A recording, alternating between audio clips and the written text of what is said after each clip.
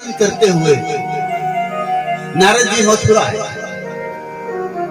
कंस ने स्वागत किया, आओ महाराज। नारद जी बड़े चतुर थे। नारद चतुर व्यक्ति विपक्ष में भी अपना आदर करवा लेता है और प्रतिपक्ष में भी अपना आदर करवा लेता है।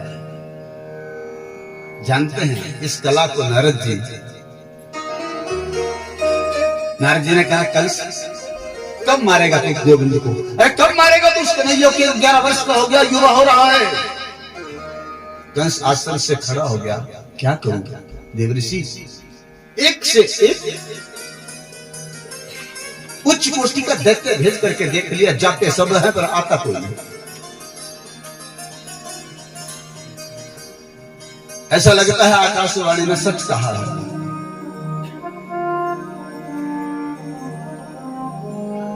नारद जी ने कहा, एक उपाय मैं बताऊं, जल्दी कहो। बोले, देखो कंस, तुम्हारी मथुरा में एक बड़ा विचित्र धनुष है जो तुमको तुम्हारी साधना से प्रसन्न होकर भगवान शंकर दिए थे। बस एक मेले का आयोजन कर दो मथुरा में, थोड़ा खर्चा तो करना पड़ेगा। विशाल रंगमंच बनाओ, कृष्ण बलराम को भी मथुरा बुला दो।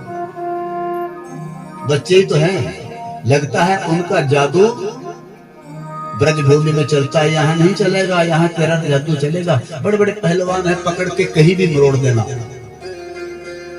कंस को आशा की एक किरण नजर आई। संत नारद परामर्श देकर के मथुरा से सीधे वृंदावन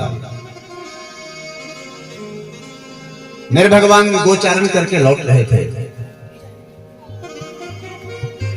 संत नारद से जब मिलन हुआ, भगवान के चरणों में गिर करके नारद जो रोए। परीक्षित, भगवान ने क्या हुआ, क्या है, क्या बात है, क्यों रो रहे हो? बोले, प्रभु अब तो हद हो गई। आप तो ब्रजवासियों के यहाँ रास लीला में इनके प्रेम देने में पड़े हुए हैं। वहां मथुरा के लोग कितने दिनों से आपकी प्रतीक्षा कर रहे हैं। जीना दूभर कर दिया है कंस ने मथुरावासियों का। कब आओगे?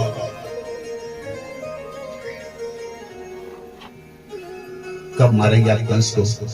भगवान मुस्कुराए, देवऋषि मैं कौन होता हूं किसी को मारने वाला? जीव के अपने बुरे कर्म ही उसे अकाल मृत्यु का ग्रास बना देते हैं।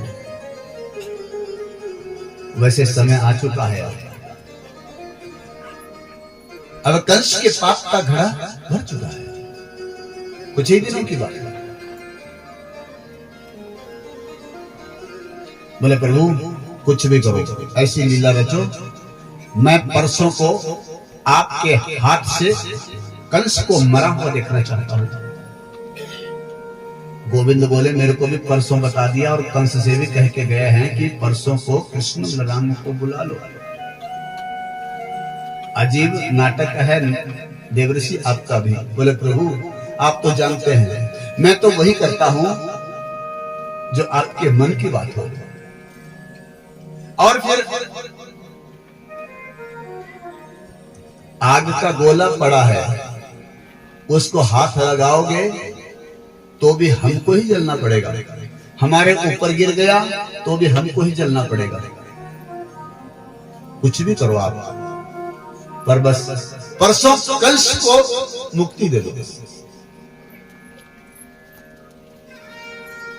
नारद जी चले गए। यहां कंस ने अपने मंत्री अक्रूर को बुलाया। गोविंद भगवान की जय। अंधेरे का समय हो चुका था, प्रदोष काल। अक्रूर जी आए। कहिए राजन क्या आदेश है? असमय बुला लिया। अक्रूर जी तुम मेरे मंत्री हो, मेरी सहायता करो। अक्रूर ने कहा, क्या सहायता करो? बोलिए। बोले, वसुदेव ने कितना बड़ा धोखा किया मेरे साथ। आज संत नारद बता करके गए हैं, नंद का जो छोटा बेटा है वो नंद का नहीं है, वही तो है वो देवकी का पुत्र। कितना बड़ा धोखा किया वसुदेव ने मेरे साथ। अब बहुत हो गया, मेरे एमए को देखते को उसने मार डाला। अब की बार हमने एक योजना बनाई है, हम धनुष यज्ञ का आयोजन करेंगे और इसके लिए तुमको वृंदावन जाना पड़ेगा, क्योंकि नंद जी तुम्हारे मित्र हैं, तुम्हारे पर विश्वास करेंगे। और किसी को भेजूंगा तो नंद जी कृष्ण बलराम को यहां भेजने वाले नहीं हैं, आप जाइए।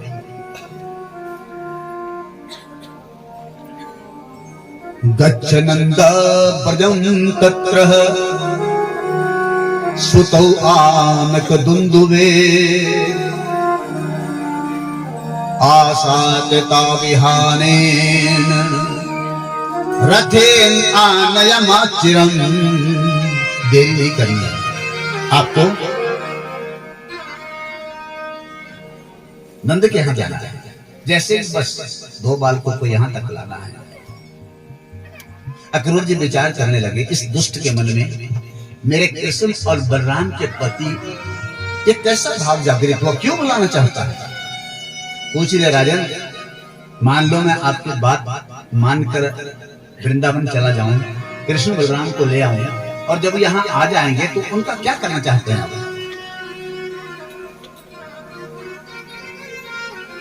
कंस ने कहा मार डालूंगा उन दोनों को।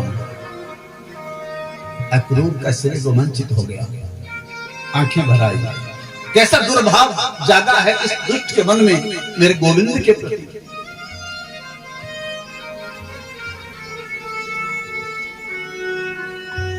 राजन, इस बात की क्या गारंटी है कि आप हमें मार डालेंगे। मनोरथान करोति उच्चै जनो देव हतानपि।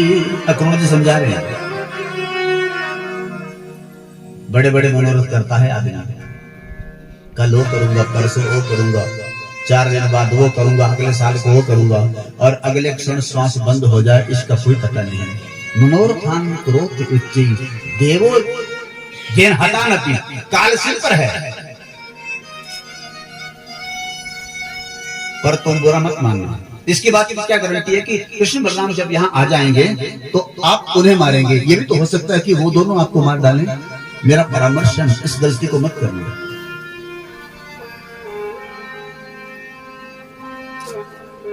युज्यते हर्ष शोकाभ्याम, तुम चाहे बुरा मनाओ चाहे खुशी मनाओ, तथापि आज्ञाम करो बीते, मैं तो आपकी आज्ञा का पालन करूंगा। मुझे मेरा कर्तव्य बनता था आपको समझाना।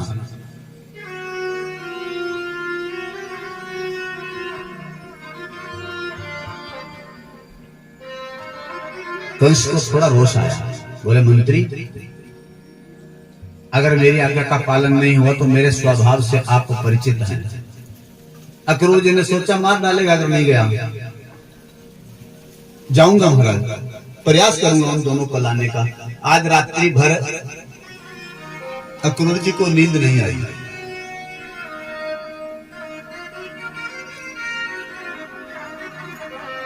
प्रातःकाल हुआ, रथ तैयार किया अक्रूर जी ने, और रथ का मुख वृंदावन की तरफ कर दिया। चल पड़ा, भाव में खोया हुआ, रास्ता ज्यादा नहीं था, 2 घंटे का मैं पहुंच जाता, पर 10 घंटे लगे। ध्यान आ रहा है बार बार कि किम मया चरितम भद्रम किम तप्तम परमं तपा किम तथा यप्येदम् यद्रक्ष्यामि अद्य केशव। अक्रूर विचार करने लगा है, मेरे को याद नहीं आता कि इस जन्म में कोई पुण्य किया हो। किम मया चरितम भद्रम, मैंने लगता पूर्व जन्म में कोई पुण्य किया होगा। अरे जिस ब्रह्म का दर्शन करने के लिए बड़े बड़े मनीषी लोग तरसते हैं, वर्षों तक साधना तपस्या करते हैं, उस पर ब्रह्म का या द्रक्षा में अद्य केशवम, उसका आज मैं दर्शन करूंगा। मैं बड़ा अहोभाग्य हूं। जहां से वृंदावन की भूमि प्रारंभ होती है, जब रथ वहां आया तो अजीब विचित्र प्रकार का आकर्षण अक्रूर जी महसूस कर रहे थे। गोविंद गौचारण करके लौट रहे थे, रास्ते में मिलन हो गया। छोटे छोटे चरण ब्रज भूमि पर जहां पे भगवान के पड़ रहे हैं, अक्रूर जी रथ से उतर गए, वहां से रज उठाते हैं और अपने माथे पे चढ़ाते हैं। रास्ते में ही भगवान के साथ अक्रूर जी का मिलन हो गया।